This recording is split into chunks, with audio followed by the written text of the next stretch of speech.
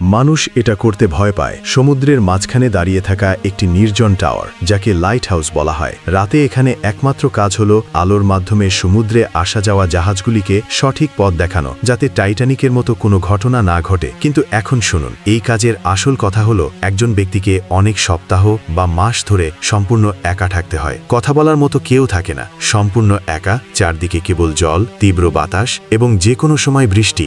ভয়ঙ্করভাবে উঁচু ঢেউগুলো উঠে আসছে, এত উঁচু যে মাঝে মাঝে মনে হচ্ছে যেন পুরো বাতিঘরটি সমুদ্রে ডুবে যাবে। কোনো মানুষ নেই, কোনো শব্দ নেই, শুধু নীরবতা আর অন্তহীন একাকিত্ব। এই চাকরিটা শুধু একটা কাজ নয়, এটা ইতিসাহস, সাহসিকতা এবং মানসিক শক্তির একটা সত্যিকারের পরীক্ষা। আর সেই কারণেই এই চাকরির জন্য প্রতি মাসে 2 কোটি টাকা বেতন দেওয়া হয়, অর্থাৎ বছরে 24 কোটি টাকা। তবু খুব কম লোকই এই চাকরিতে হ্যাঁ বলে। প্রিয় দর্শক, এই ধরনের ভয়ানক ভিডিও পেতে আমাদের চ্যানেলটি সাবস্ক্রাইব করে পাশে থাকুন। ধন্যবাদ।